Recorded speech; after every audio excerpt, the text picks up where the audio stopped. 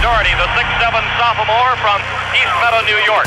Leadership is learned. A starter on Coach Dean Smith's legendary 1982 Tar Heels National Championship team with Michael Jordan. Jordan comes down with a rebound. Clears it away to Doherty. Doherty going in against Floyd for the layup. It's good. Leadership is earned. Head coach at the University of North Carolina and the University of Notre Dame. You notice Matt Doherty, he is up working every second of this ball game. Leadership is taught. Public speaker, author, and executive coach. And leadership does not require a title. This is the Rebound Podcast with Coach Matt Doherty. Welcome to the Rebound Podcast. I'm Matt Doherty, and I'll be your host. On this podcast, we discuss leadership and overcoming adversity in an open and raw kind of way. I became passionate about leadership in 2003 after I lost my job as the head coach at my alma mater, the University of North Carolina. I went on a leadership journey. Leadership is a skill that needs to be practiced on a continuous basis. A special guest today on the Rebound Podcast, Debbie Antonelli is a college basketball analyst who works for ESPN, CBS, and Westwood One. Debbie was born in New York, upstate New York, raised in Cary, North Carolina, played basketball for the legendary K-Yow at NC State University. I won't say when you graduated, but you started for 3 seasons. The Wolfpack made the NCAA tournament 4 times and appeared in the Sweet 16 twice. And then, Debbie, this summer, you were inducted into the Women's Basketball Hall of Fame. You've accomplished a lot with this game. Congratulations, and thank you for being on the show. Matt, come on. I mean, I have admired and respected you from afar for a long time, and I'm glad that we have become friends here recently as we get to the latter stages of our basketball careers. Thank you so much for inviting me. Well, thank you. I appreciate it. What we like to do here, Debbie, on the Rebound Podcast, I like to do deep dives into the obstacles public figures have had to rebound from in their personal journey. You know, people see people on TV, radio, out in public and say, that person's got it together. And I like to say we all wear masks. I wear 3 masks. I'm from Long Island, so I got to wear a tough guy mask. I like to think I'm smart, so I wear a smart guy mask. And then I like to think that I have my stuff together, so I wear a got my stuff together mask. And when I come into these podcasts, I want us to take off the masks. I'm not as tough as I like to think I am. Not as smart as I like to think I am, and I definitely don't have my stuff together like I wish I did. And I think that when I do this deep dive, what this is really for is people listening, see you on TV, and like, man, she's got it together. Look at her. Good-looking lady, played at North Carolina State, doing all these games, doing the men's games. But I know there's more to it. I know there's more to the story. So let's talk about starting with you growing up, your biggest influence, just growing up, and we'll get to the tough stuff. But tell us a little bit about growing up and your transition to North Carolina, playing for K-Yow at NC State. Well, Matt, I was so fortunate that I'm the oldest of 3 girls. My sisters are close still today. My mom and dad are, very active and involved in all of our lives with our children. So they have 8 grandchildren. So that's the first thing, is family is so important to us. And that's because my parents were such great role models growing up. Both my mom and dad worked, and they worked hard. They did everything they could to help us have options. They allowed us to fail. They forced us to try. They gave us a great set of foundation so that we could, move forward and make decisions and give this thing called life a big try. So growing up in New York and playing all sports, and my dad got transferred to the Triangle area. So we moved to Cary, North Carolina, and I played 3 sports in high school. But when I was 13, my mom and dad took me to NC State. I sat on the railing at Reynolds Coliseum, and that's when I learned that girls could play basketball in college and they could get a scholarship to do it. And that's when I centered my focus on trying to be someone that K-Yow would select to be a part of her team. So that's kind of the short version of how sport has played an incredible role in helping us build family and be around other people that emulate the same things. How about that? I just love that story. How you were 13 years old, sitting on the railing at Reynolds Coliseum watching NC State's women's team play, and that sparked something in you that led you and motivated you to continue to work on something you were very passionate about. That's powerful. 100%. I mean, I never knew that girls went to college to play a sport. I had never been introduced to that. Living in upstate New York, the college scene is not as big as the professional scene, as you would know, growing up on Long Island. And when you get to the Triangle area, you can't help but be immersed in how big the college product is. And there's these rivals called Duke and North Carolina and NC State, and they're all right there together. And I saw these women playing, and they were really good, and they were athletic and physical and strong, and they played together. And Coach Al was such a great leader. And I watched all of that. And then I went to her camps, and I went to her camp every summer. You know, basketball camp was different back then. You actually went and learned how to play. Right. It wasn't an evaluation thing. You know, you were trying to learn how to play defense and what's help side, and you were trying to learn how to score off the bounce and what is a screen. And, you know, it sounds like it's so simple, but those are the things that we did in what we called the KYAL camp mini stations. And me and my high school teammates went every year, and we had a blast. And I developed a relationship with her, obviously through the recruiting process, and then playing for her, and then having an incredible 30-year relationship with her before she passed of a very valiant public battle with breast cancer. Well, we'll touch on Kay Yao, because I know she was very instrumental throughout your life, and as all good coaches, they're there for you beyond your playing days. But I want to unpack something that you touched on, and this is what this podcast is all about, is rebounding from failure, rebounding from adversity, overcoming obstacles. You just said something that your parents, and maybe in particular your dad, allowed you to fail. I think that is so important for young people to build resiliency through failure. Talk more about that. Well, when I was 8 years old, Title IX passed. I only knew playing. I never knew that there were all these discriminatory practices out there that didn't allow little girls to play. I mean, my dad was an incredible athlete. He was a great high school player in every sport. He was a quarterback on the football team. He was the point guard on the basketball team. He was a pitcher and played shortstop on his baseball teams. And I sort of wanted to do the same things. I didn't see why there was any reason why I couldn't. I remember being 9 and 10 and my dad having a softball game, and I'm in the outfield shagging fly balls during batting practice. And I'm fielding ground balls like the guys are in warm-ups. And there was no different. When I was 9, I played on my first basketball team, the CYO League in Hyde Park, New York. And when I was 10, I was good enough to try out for the Little League baseball team, Hyde Park Little League. We didn't have an option for girls. There was no softball for girls. And so I went through tryouts, and I was skilled enough to do it.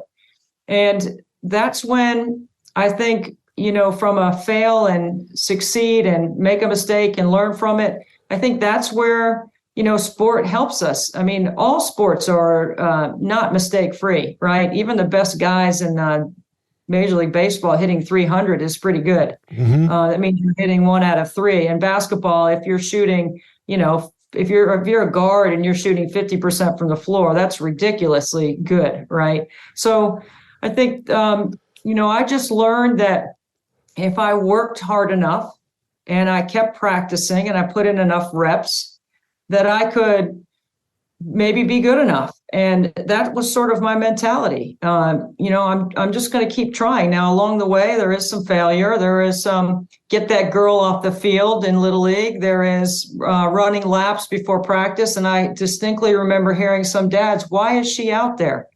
Why do we have a girl playing? And actually, I was good enough to make the All-Star team twice as an 11 and a 12-year-old, and I actually hit a home run in the All-Star game when I was 12 over the fence. Over the fence. Yeah, it wasn't one of those that went through the infield and the center fielder couldn't track it down and you ran the bases. It went over a fence. How about that? Yeah. So I think I can't imagine my parents sitting in the stands having to endure some of the things that they may have heard during that time. But what it did was as a parent, I don't want my kids living in the middle. You can't live right down the middle. You have to try. Right. Give it a try. If it works, great. If it doesn't, maybe you evaluate whether you liked it or not. But if you don't try, and then I'm not, I use this example all the time with other parents. Today, not like when we were in school, there are these things called the portal. And I'm not talking about the transfer portal for basketball. I'm talking about the academic portal where, as parents, you can go and look at what your kids' assignments are, when their papers are due, what tests are coming up. And I told my boys from the beginning, I'm not going to be that parent. I'm not doing that. You have a choice, and there is a consequence for your choice. If you don't want to do the academic work, turn your stuff in on time, whatever your responsibilities are, then you're going to suffer the consequences of that, because if your grades aren't good, then you're not going to play. Right. And it was pretty simple. So I think that's an example I like to use about, hey, you know what? We can't do everything for our kids. They are going to make mistakes. Hopefully they're not mistakes that are they're irreparable, that you can, have a bad choice or make a mistake and you can fix it and solve it and figure out how. But I've always tried to be a solutions-based person, not somebody that complains. Amen. If there's an issue, let's figure out. And I think some of that resolve and the resiliency that you refer to comes from playing Little League Baseball, being out there with my dad, throwing the ball around, going through batting practice. And my mom was athletic as well. It wasn't like she wasn't out there doing some stuff too. Tell me a time as a youngster when you failed, and what was your dad's reaction? What do you remember? That car, I always loved the car ride home as a dad after a sporting event. My daughter swam and rode in college. My son played lacrosse. And those road trips after a game, after a practice, those were special, I think, both as a parent and as a child. Tell me of a time when you failed, and what did your dad say that sticks with you today? Well, I remember one time, this is a great question because you just made me think of something I haven't thought of in a long time. There was a situation on the softball field where we were playing in the championship, and I was pitching. So it was underhand, soft. Back then, this is slow pitch, right? We're not playing fast pitch softball when I was growing up. And this is in the rec league, and my dad is the coach. And the other team had a couple of really good hitters. So, I know this sounds kind of silly to say it was slow pitch, but I threw a bunch of junk, right? High and inside. I just threw the ball really high and tried to let it land on the inside back shoulder so that this person who was a really good hitter wouldn't get a hit. Well, I threw a horrible pitch that was back shoulder, and she hit it over the fence.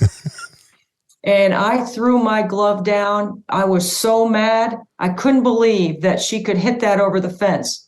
And I looked over, and my dad, it gives me the chills thinking about it right now. His hands were on his hips, and he looks at me, and all he said was, "Pick that glove up."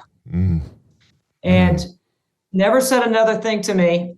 That we finished the game, and I can't remember if we won or lost. I don't even remember, but I do remember getting in the car and my dad making it very clear to me that it does not matter where I am or what event I'm doing or whatever situation I'm in. If I ever show negative emotion again, I will not be playing. And that was when I was 13 or 14. When I was a freshman at NC State. And when I was in high school, sometimes the refs make a bad call and, we get upset and if you acted like a jerk, my dad always said to me, and he didn't say, if I turned it over, I missed a shot. It was more of the character and the attitude. If you show any negative emotion, you will not be playing. I don't care who you're playing for. And in college, I had a situation my freshman year where I got a technical foul from the bench. From the bench? Really wait a second. You were a player and you got a technical from the bench? I was a freshman on the end of the bench. It's a really great story. It's a great K-Yow story we can get to. But I remember when that happened and I got that technical foul, I knew and assumed I was going to get in trouble with Coach Al. I was probably going to have to go to the track and meet me there at 6 a.m. and run till you puke, one of those situations, right? Yeah. But it was more the fear of, oh my God, is he going to take me off the team? Right. Like, I'm not going to play in college. Like, he's going to make me sit. And how's he going to handle that with Kay Yao? What is she going to say? So I remember that. And since then, those are two really interesting. Yeah. That, my parents, they set the ground rules. Yep. And you make choices. And if you make a bad choice, there's a consequence for it. Well, I tell young people all the time, your life is nothing but a series of decisions and dealing with the consequences. And,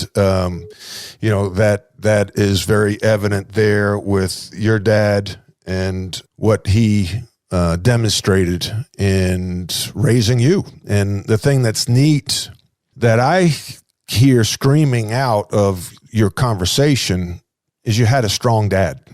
And I think children need both parents at home. Daughters need a strong father, and the tough love, like holding you accountable, not letting you slide, not making excuses for your behavior. That's so powerful. That's so powerful. I really appreciate it. I love those stories. What's your dad's name?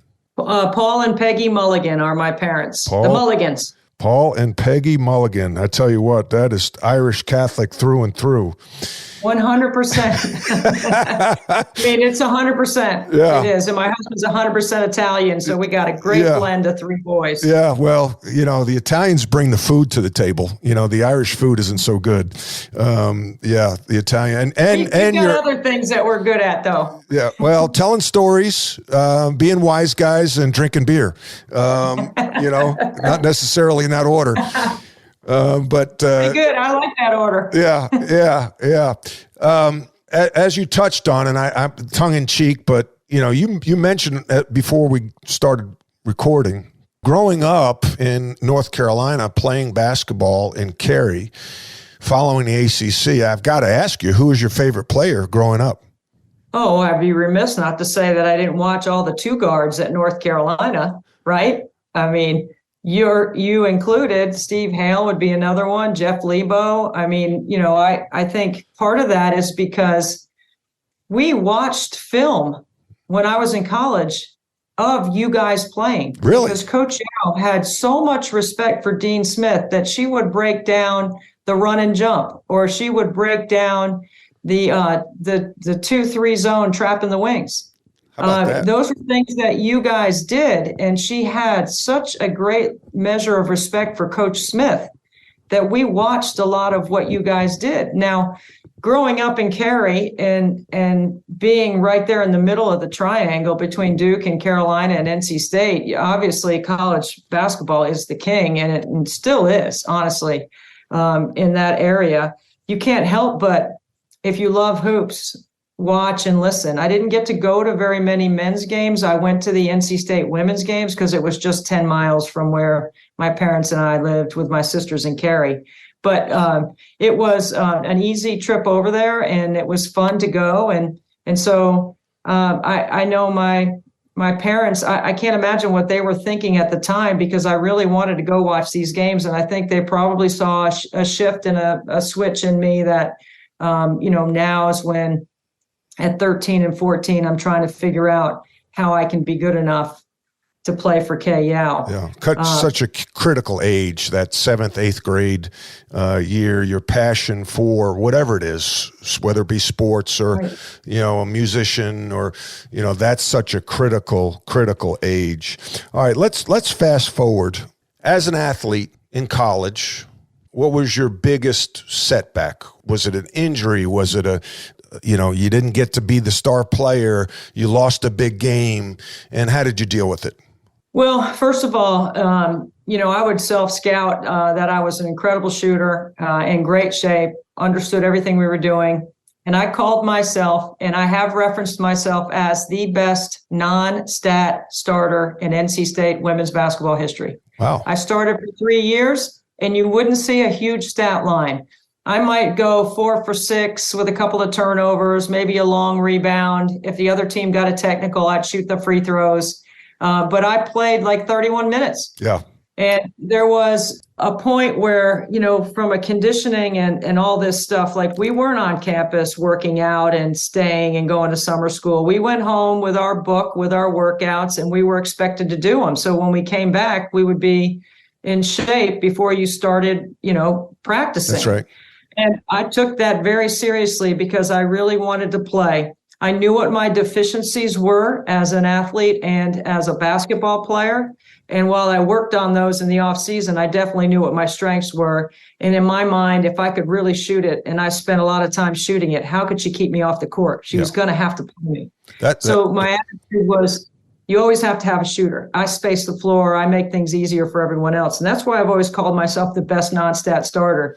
Now, I don't ever want anyone to ever challenge me for that plays at NC State right now, but I make light of it because I think that's the way I see the game, and that's the way I call the game. And I could take a deeper dive into a possession and not just surface, what happened, but tell you how and why it happened. If that becomes a thing, the best non-stat starter in NC State women's basketball history, I might have to steal that and bring that over to Chapel Hill because I think I could qualify the best non-stat starter.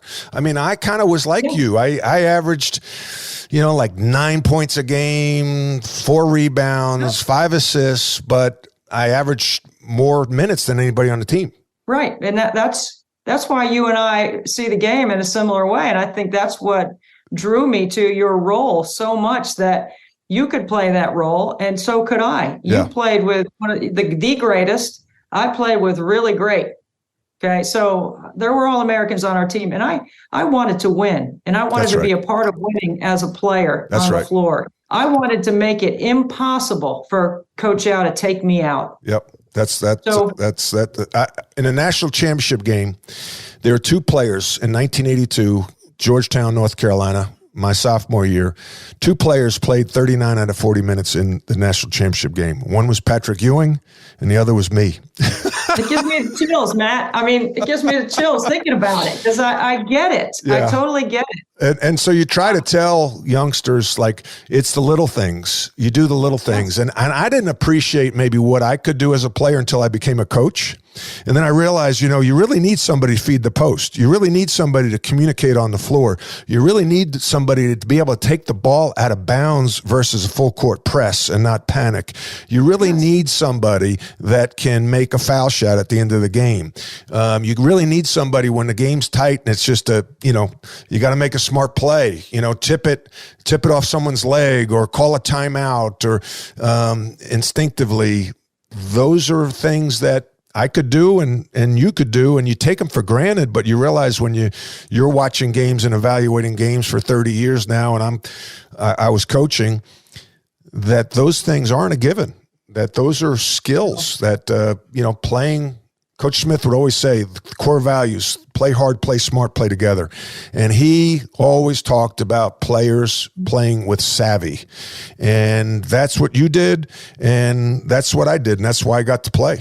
I knew I had to be the best shape, the most conditioned of anyone, which in the preseason I was first or second in every running thing we did. Okay, so I'm making it impossible, even though we know as coaches now, like 30 years later, you can look back and go, did that really matter, whether you're going to play or not? I mean, you like to think as a player, it factors in, okay, I'm going to keep winning. I'm a winner. She's going to have to put me in. I'm going to make a shot.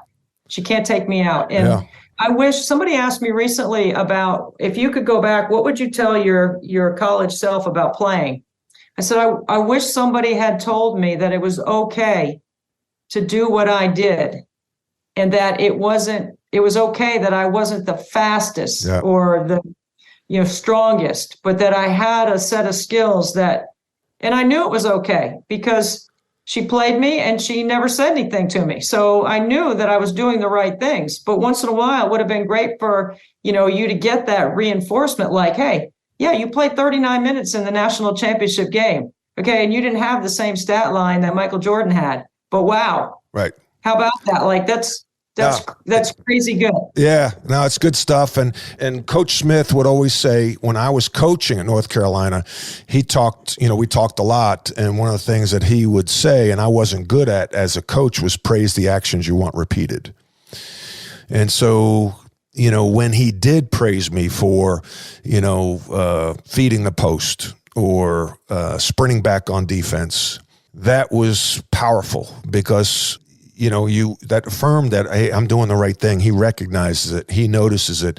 And it also drives the other teammates to do the same thing. And so I was a find the flaw kind of coach, because I felt that, if I take all this time praising everyone for doing these little things that I take for granted, I spend most of practice kissing players' behinds for not really doing much productive stuff. I want them to get better at the things they're not good at. But that was my DNA. And one of the things I've learned through leadership training and coaching is that not everybody looks at the game or life like me, like you. And there's more people that need that affirmation than not. That's good stuff. Debbie, I want to now get to personal stuff, and this is where we do a deep dive and get behind the scenes. And I know there's been articles written. I read the article in the Washington Post. I think it was Sally Jenkins might have written that article. Your first child was an easy birth, and you're so confident of the second child that you played 9 holes of golf the day he was born? The day before. The day before. Yes. What'd you shoot? I don't remember. I just remember thinking, this is really amazing that I could swing this club, and I'm feeling pretty good. Yeah. And then he came out, the baby came out, Frankie came out with the cord wrapped around his neck and holes in his heart. Mm-hmm. I can't imagine. And most people that see you as this tall, pretty lady on TV, smiling, positive vibe, don't get to hear this, don't get to see this. Tell the audience what that was like. I mean, you're lying on your back in a hospital bed and you just delivered a baby, and we all pray that things go well, and there's an assumption that it's going to be fine, especially since you already had a boy that was healthy. What was it like for you? Well, let me even set the stage a little bit with more detail on the day.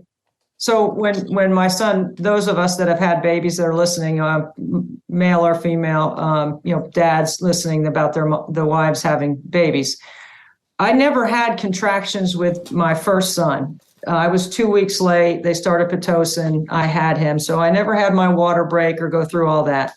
With Frankie, I was 2 weeks early. I'm playing 9 holes of golf, and I'm starting to feel a little cramping. And I call my mother, and she said, I think you're having contractions. And I'm like, oh, that's what they are. I never had them the first time. So I called the doctor, and he said, okay, well, just keep track of them. And then if they get closer together, let me know. Well, the day goes on, and I get to the end of the day, and I call my mother, and I said, hey, I think I'm still having these contractions. She said, well, how far apart are they?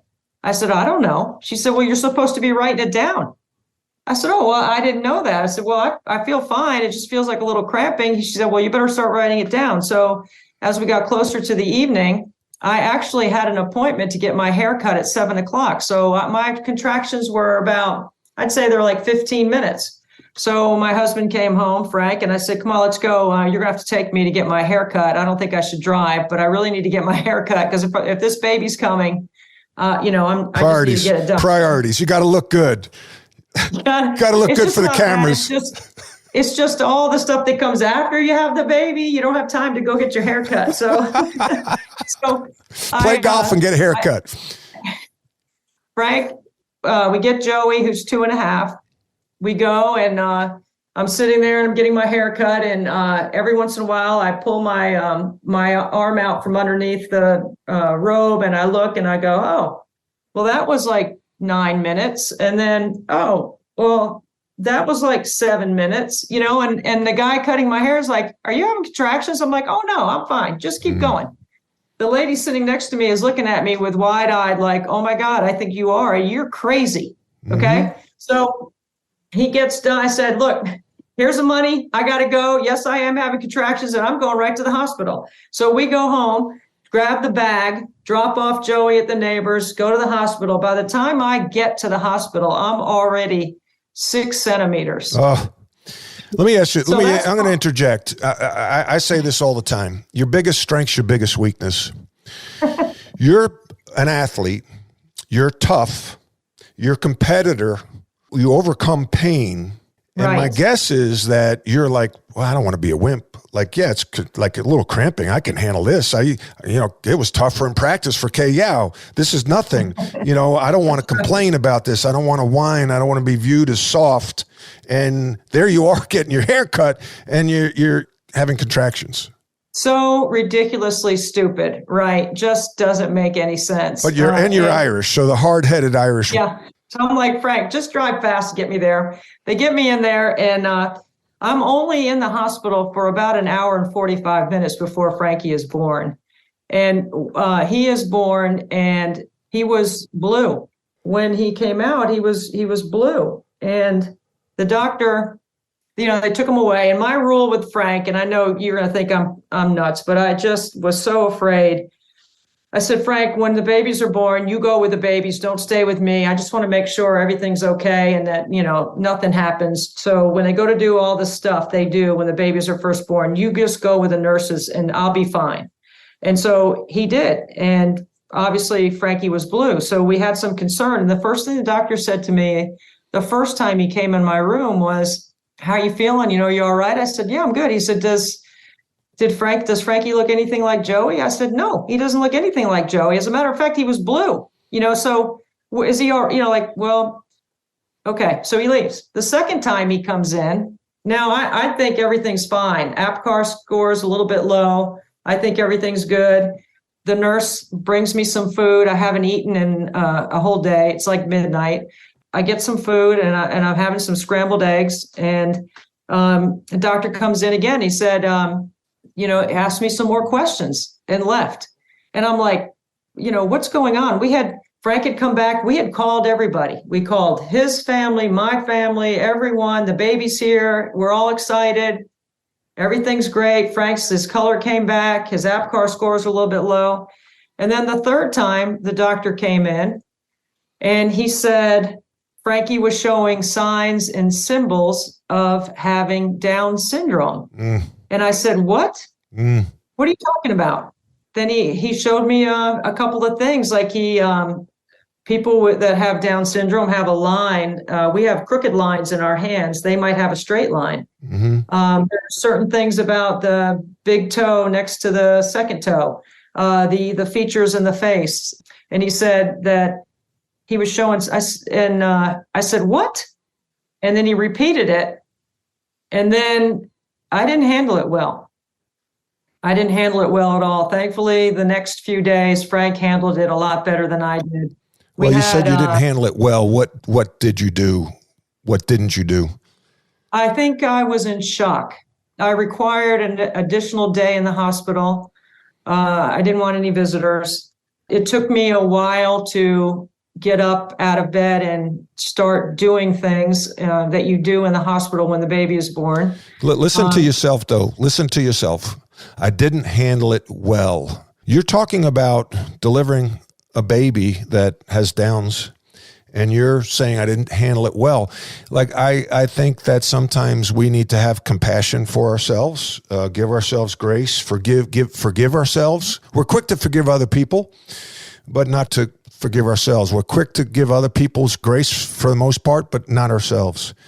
So if that was your friend or your sister who delivered a Down syndrome baby, what advice would you give them in that situation? I can't even tell you the countless number of parents that I've had a chance to meet and talk to that have gone through a similar situation. And I think that's part of the reason why our platform and our situation is public, and we want people to know. I want people to know now so I can help someone else. Now I'm like, wow. I mean, if I had known there were certain things about what we were able to accomplish and do early on with Frankie, that he could nurse. So that's suck, swallow, breathe. That's a really hard skill to do. He was capable of doing that. That he could cross midline, that he was capable of doing that when you would put a Cheerio on his plate and he could cross over the midline to pick it up with his pincer grasp. Little things like that are little signs and symbols. The way he smiled, how happy he was. I wish I had known that I should have enjoyed it instead of worrying about everything, because not knowing that he had Down syndrome and thinking that you're going to have this incredible path and journey with your kid. And then all of a sudden, in an instant, it changes. And I honestly thought that my career was over, that he was sick. I was going to be home taking care of him. What was this going to look like for not just me? I wasn't even worried about me. I was worried about my son, Joey, and I was worried about my husband, Frank. How are we going to do this? And it took us 5 years before we had Patrick, because we went through all the genetic testing. There's nothing genetically that predisposed either of us to having a child with Down syndrome. It was God's choice. And it takes a while to understand the why. And there was a lot of questions at first. Why me? Why us? Why did God pick us? And all along, Matt, my good Irish Catholic mother always said, you don't have Frankie for something you did wrong. You have Frankie for something you did right. Wow. And that's switch. Wow. Repeat that. That's so darn powerful. Wow. Repeat that, please. I don't have Frankie for something I did wrong. I have Frankie for something I did right. And she would say that to me over and over. And it resonated with me like, what a switch in attitude that is. What an incredible, powerful thing to think about. Now, what are you going to do about it? Okay. Let's just hold on to that for a second. Your mother, like most Irish Catholic moms, is a saint. Mine was Mary Cleary Doherty. Rosemary beads under the pillow, Stations of the Cross, put the sign of the cross on my forehead at night before she'd go to bed.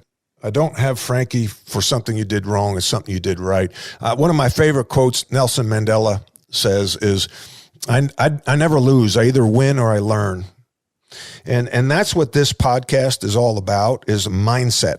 Like, how do you overcome one of the biggest setbacks anyone could have is delivering a Downs baby.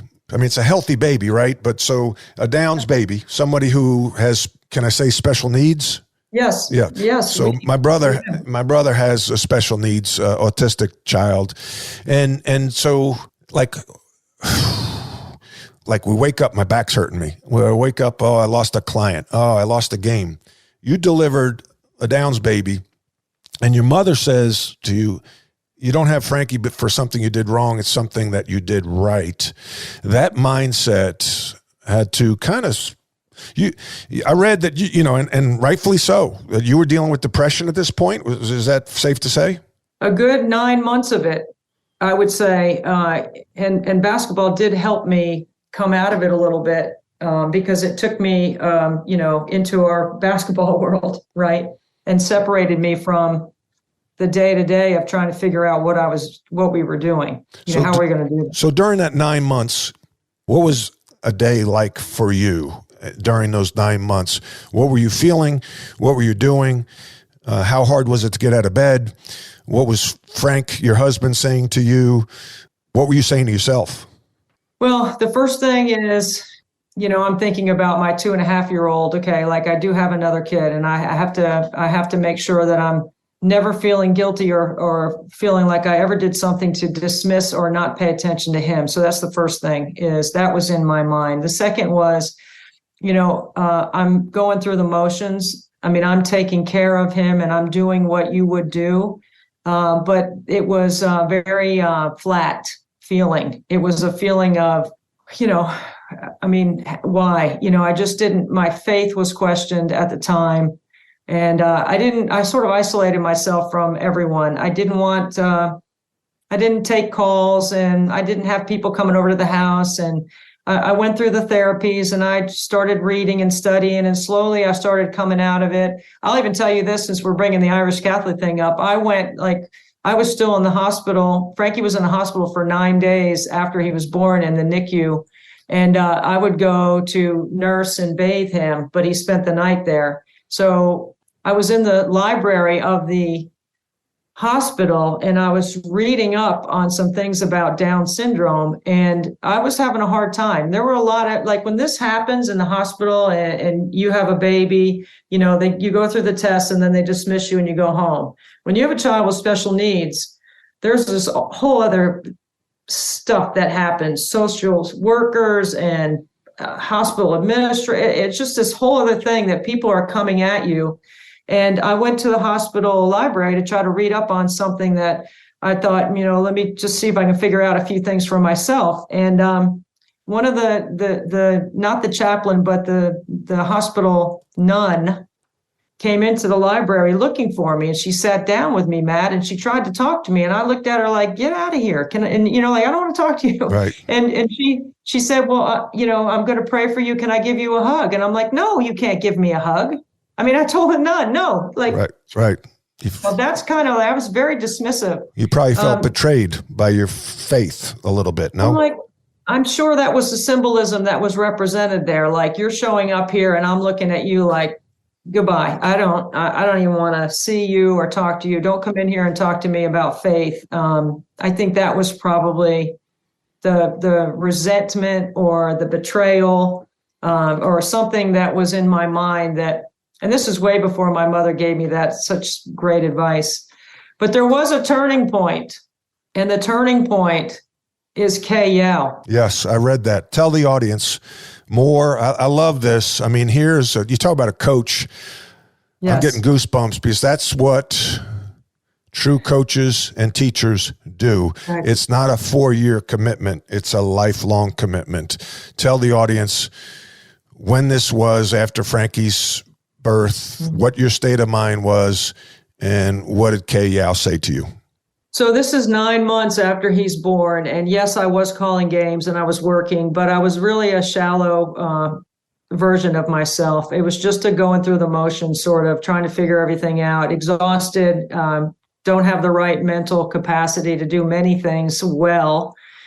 And it's in Kansas City, and it's at the 1998 Women's Final Four. It's the first time Kay Yow had gone, and the only time that NC State had ever gone to the Final Four. And Coach Yow was one of the good guys. Everyone loved her. And for her to take a team to the Final Four was such an incredible celebration, not just for NC State, but for women's basketball in general. Everyone was genuinely happy for her.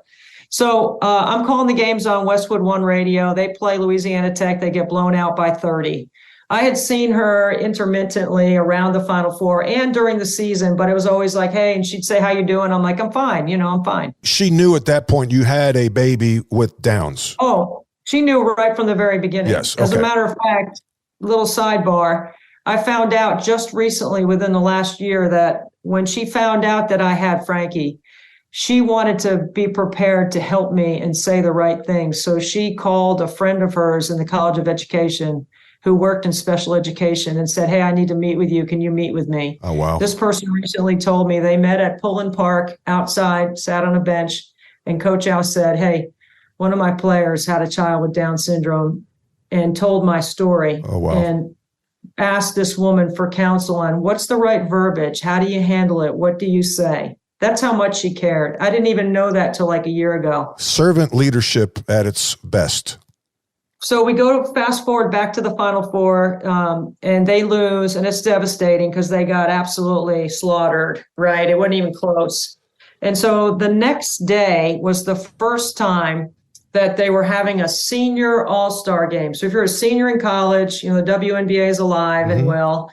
And if you're a senior in college, they're playing an all-star game, and they're going to play it in between the semifinals and the finals. It's the day off. So I go to the game. I set my stuff on press row. I see a friend in the stands. I go up and say hello. I come back to my seat, and by fate, she happens to be sitting right next to me. Wow. So I said, Coach Yow, I'm sorry about the game. And we talk about the game for a little bit. And then she says, Debbie, I want to know how you're doing. I said, I'm doing fine. I'm fine. She's like, no, tell me how you're doing. And I just burst out in tears. And I said, right there in press row, you're bursting out in tears. While the game is going on. Yeah. And I just burst out in tears. And I said, I don't know. I don't know what I'm doing. I don't think I'm handling it well. I don't think I'm doing a good job. And I don't even know what I said, but whatever I said to her, she says to me, and it was the conversation that it went, I think it went the whole game. Neither one of us watched the game. But while I'm sitting there in press row, she is saying to me, I bet finding out that you had a child with Down syndrome is very similar to finding out that you have cancer. It's not what you prepared for. You don't know how to tackle it. It's an opponent, and we need to have a game plan. Wow. You got to go through the different stages of, and I didn't know those were necessarily the stages of grieving, but she goes through, how you nurse the hurt. Why me? Then you curse the hurt. Why? Now you're mad that it happened to you. Then you rehearse the hurt. You look for empathy, and you're kind of you just need something that's got to be there to help you that you can't find. And then you reverse the hurt. You decide. You make a choice, like a line in the sand. I am going to beat cancer. I will have the game plan, and I'm going to be the very best mother of a child with Down syndrome that I can possibly be. And it was like the light went off in me, Matt. I have chills when I share that story. I think people, I've been calling games for a long time. It's very clear how much I love and miss Coach Al. I don't mind saying that anytime, anywhere. And I have so much gratitude and love for my coach and for what she did for me. And this is, I am more than, I'm like 15, maybe 13, 15 years removed from having played.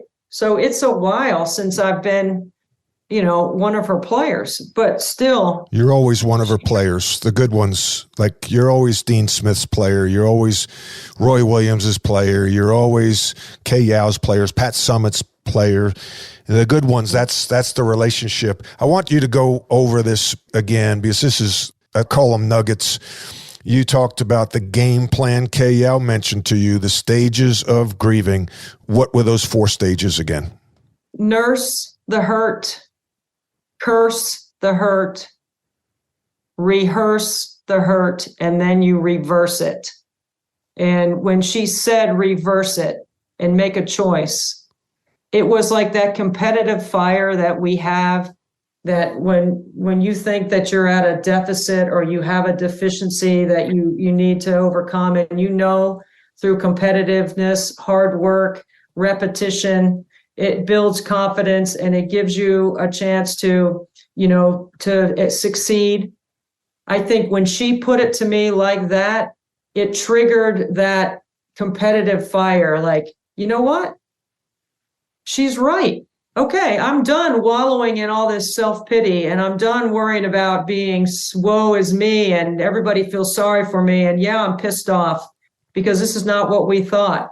But I would not change one thing about our family, our lives, what Frankie is accomplishing, the young man that he has become, and the 2 young men that are his brothers, and who they've become as well. I wouldn't change any of that. Not any of the adversity, not any of the challenges, not any of those deep, dark holes that we have all gone in when things don't go our way, especially when things are life-changing like this. And so it goes back to coaches and players. And I don't want to get into the whole landscape of where we are now, but man, I value so much my relationship with Kay Yow and what she's meant to me, how she's helped shape who I am as a person, as a mother, as a wife. And then what I get to do is my career, which is a direct line and influence of her servant leadership or her ability to care, how she wanted the same thing for all of her players. I mean, she treated us all with great respect, and she challenged us, but she never yelled. She was a teacher first. Wow. Coach Smith. Those are all powerful things. Coach Smith never cursed, not even on a golf course when I played with him. And if you don't curse on a golf course, you don't curse. I have say there's 3 keys when you're dealing with adversity. You can quit. You can identify with it and just let it be your label, or you can embrace the challenge. You can quit when faced with adversity, just run the other way. You can identify with it, and Bob McKillop would call it loser's limp, make excuses, and just kind of go through the motions, or you can embrace the challenge. You embrace the challenge to overcome one of the biggest challenges, not only in your life, but in anyone's life, having a special needs child. And we all need encouragers in our lives. We need coaches. Your life's impacted by three things: the people you meet, the books you read, and the trauma in your life. And you just touched on all three of those. The people you meet, Kay Yao, she impacted you. The books you read, you went to the library in the hospital to read about Down syndrome. And now you're impacted by the trauma in your life, which is delivering Frankie, who had Downs, and you embraced it. And now the world is a better place because of Debbie and Frank Antonelli, and the world's a better place because of Frankie. I mean, you know better than anybody. Down syndrome, young people, I wish I could be more like them, because from my perspective, what I see, they're always in a good mood. And like, you could have this, my back's bothering me. And then, but I'm sure you see a different side because you're with him all the time. But it sounds like he has a great sense of humor, a funny guy, a fun guy. I just appreciate you sharing your story with us, with the audience. Debbie, I could go on because I know there's another stage to this of Frankie's education and the challenges that you've had with public education and challenging the school board, the administrators at school, to treat him like everybody else. And that's inspiring. Where do people go to find out more about Debbie Antonelli and your charity that you have, which is called Frankie's? I think you might be referencing my fundraiser for Special Olympics, the 24 hours, Nothing But Net. Nothing But Net. And then Frankie and Friends. Frankie and Friends. Yes, Frankie and Friends. Yes. Mm-hmm. Tell me more about Frankie and Friends and your fundraiser. Well, first, let me put a button on Frankie because, he's the middle of my three boys, and he's smart and handsome and athletic, very social, has a lot of friends. He just happens to have Down syndrome. It's not what defines him. I don't like to reference a lot of cliches in my life, but one that does resonate here is, don't judge a book by its cover. People see Frankie and they see him coming, and you can recognize that he has Down syndrome. But if you are writing him off or judging him because of that, then you're missing out on a whole opportunity to make a friend. I'm not going to dive into, the challenges. We'd be here all day talking about public school and some of the things that I did or didn't do. Or, I can button it up by saying I only had 2 teachers and 1 bus driver fired. There should have been more. Mm-hmm. And that was never my choice, Matt. That was the choice of those that didn't want to comply with the IEP process, or were cookie cuttering. We're teaching in a cookie cutter way in a classroom full of students with intellectual disability that all needed something different and more.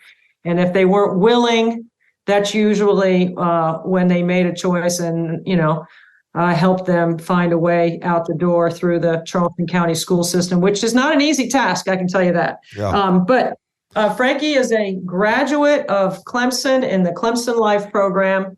While he was in college, he played intramurals, he had jobs, he went to class, he was in a fraternity, he was a manager for women's basketball, and he lived life at the best of his ability. And the best part about it is he made real lifelong friends that are now, as he has graduated, he's living at Clemson in the same apartment with the same Clemson Life graduates, working 2 jobs. He's really good in a 4 to 5 hour shift, and that sets him up to be successful.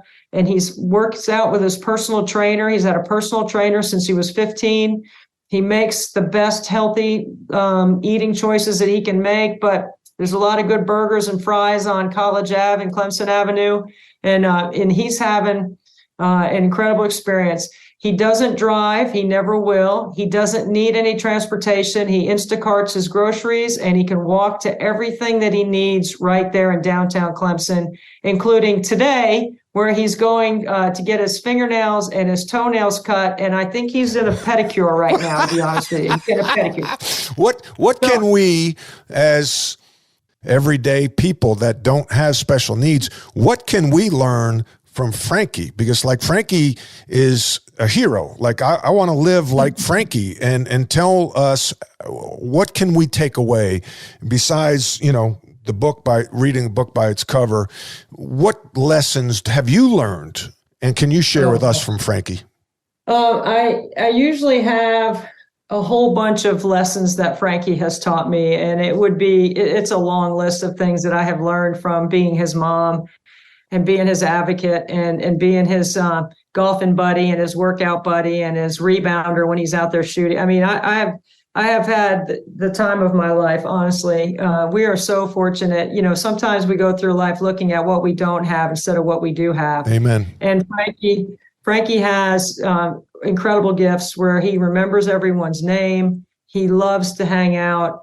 And when I go up there, and we don't go more than 2 weeks or so without putting eyes on him, just because, just for us to feel better about what he's doing, just to keep an eye on him. And I talk to him every day, but and we do miss him. We miss having him around.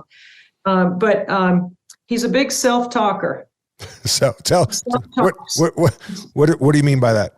So, you know how we will resolve conflict in our head where we're thinking about a situation and we might be thinking about a couple things we might do or a solution to this or that. He actually will verbalize his own conflict. And so self-talk. So for me, there are times when I hear him going through a process, and it's not what you know, it's how to figure it out. That's what I've always said to Frankie. Let's figure out, now, how would we do this? Simple things like, you remember where we parked the car, because when we come back out, you're going to have to find it. Right. Okay. When he swims, you're not allowed to use the ladder. You got to push yourself up out of the side of the pool, because I always wanted him to build extra strength in his upper body, like when he was little. I mean, I have a whole list of things the little things that you may not think about that I know the coach and me thinking about, when he was little, putting him in orthotics, because we know that if your hips and your knees aren't lined up, then most kids with Down syndrome have a gait. Well, Frankie's pretty good, and it's allowed him to be this really good athlete, and just things like that you think about that might matter for later on in life. Yep. And making healthy choices and all that. But I do want to say about 24 hours of nothing but net, because I think your listeners, who some are going to be basketball people, are going to be interested in this. So I came up with this crazy idea that I was going to make 100 free throws on the top of every hour for 24 straight hours. So at the end of 24 hours, I've made 2,400 free throws. The first year I did it, I was in a gym. And I have a dish, Dr. Dish. I own my own dish, Matt. When I turned 50, most women want diamonds and pearls. You got a dish? I wanted a shooting machine. You got a shooting machine? Man, oh man, Frank struck gold with you. So I use that for my training. But to just tell you where we are in 4 years. So for 4 years in May, I do this. My next 5th year will be May 13 and 14. I'll start at noon in my driveway. We live stream the entire 24 hours. It's on a YouTube channel. I interview different guests. I would love to have you on before to pre-tape an interview, or have you live when we're in the driveway doing it, Matt, because I think you would love it. But we have raised in 4 years, and all the money goes to Special Olympics, $635,000. And my 4-year average from the free throw line is 93%. Wait a second. Which one are you more proud of? What number? The 635,000 or your free throw percentage? Well, talking to you, I'd be more impressed with the free throw percentage. There you go. But I'm mostly proud of the money, because it's really not about the free throws. That's the vehicle, to get awareness. And at my age, the better I shoot it, the better the story is. Maybe somebody will say, hey, look at her. She's getting AARP mail, and she's out there in the driveway raising money for Special Olympics. Well, how do people get in touch with you? A website, email, whatever the best way for people to learn more about you and your charity? Well, I'd mostly be interested in people going to 24hoursnbn.com. It's 24hoursnbn.com. It stands for nothing but net. It's the number 24hoursnbn.com. We have created this incredible event. There's other states that are getting involved, other states that get involved. The money stays in their state. We're trying to get everybody to shoot free throws on this day. I've got 7 other states last year that joined me. I hope to add a few more this year. I think we're creating like a national free throw event, and it's all to benefit Special Olympics. And Matt, like I say on the air, players shoot till their arm falls off. Well, I am literally doing it in my driveway. I love it. Debbie, you've been gracious with your time, especially with the start of basketball season. People now will look at you in a different light that hear your story, and you're very well respected, obviously Hall of Fame inductee. But I think now when people see behind the mic and hear that story, you're real. You're a mom, you're a wife, you're a coach, you're a teacher, you're an advocate, and I'm glad to consider you a friend. Thank you so much. Matt, thank you so much. I appreciate you giving me some time to share my story, and I love what you're doing, and I wish you nothing but the best. You're such a great ambassador for our game, and this just proves right here that State and Carolina can get along. That's right. Amen to that. Tell Frank I said hello, and Frankie. Have a good day. All right. Thank you, Matt. Yep. Leadership is a learned behavior. You're a leader whether you're a parent, a coach, a business owner, or a friend. We all lead in some way, shape, or form. Thanks for listening. I welcome any and all feedback. You can reach me at dohertycoaching.com.